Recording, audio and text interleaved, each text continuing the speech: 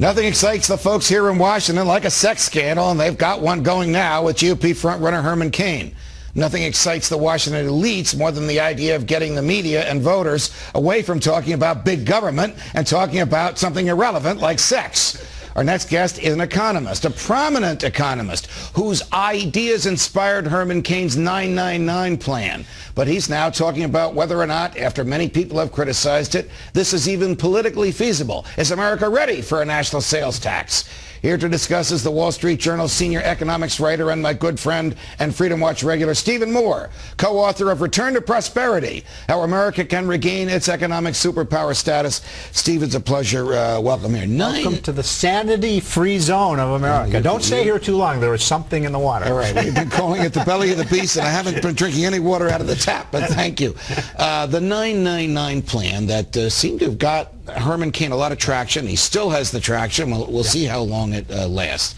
Is America ready for something we've never had, a national sales tax? Well, let me just start by giving the broad overview. I think the reason Herman Cain has vaulted into first or second place, depending on the polls, out of nowhere, is because he's been big and bold, that he has this idea of blowing up the tax system. And you know what? Especially among Republican primary voters, that is a very powerful idea. I mean, find someone who can defend this current tax system. It's indefensible. So I think that's this idea that he's got the boldest plan out there is really appealing. Let me make sure I understand it. A flat rate income tax at 9%, no deductions whatsoever. None. It's not like Rick Get Perry's. rid of all the pollution. Okay. Right. 9% sales tax on everything, whether I buy a pencil or an automobile or a house. Right. Okay. And 9% corporate income tax. Right. Or are there ordinary corporate expenses deducted from that? This is a tax on corporate profits. That's right. Okay. All right.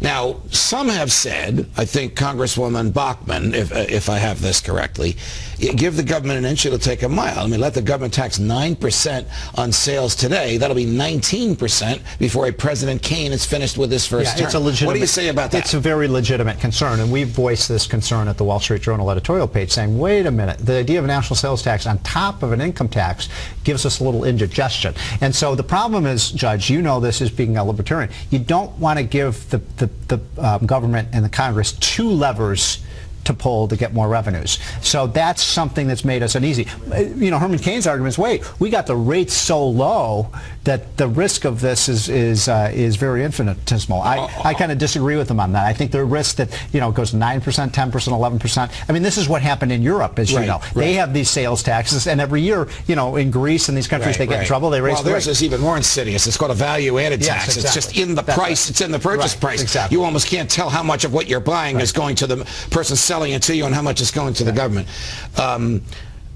Switching gears a little bit, are you surprised that in our lifetimes, I'm a little older than you, but we're basically the same generation, serious people running for the presidency are talking about getting rid of the IRS as we have known it? I'm not. You know, this is Steve Forbes, who's a good friend of mine and a good friend of yours. Right. I always tell Steve, you know, you were 15 years ahead of your time. Because remember, he was the first guy who talked about the flat tax. It was a while ago. I think, look, I'm going to say this on the record. I think America is ready for this tax plan, whether it's the 999 or what Rick Perry's talking about, the flat tax. But the idea of the only people who can defend this current tax system are tax preparers and IRS lawyers. And the big government types up the block. Right. Because this is a key point.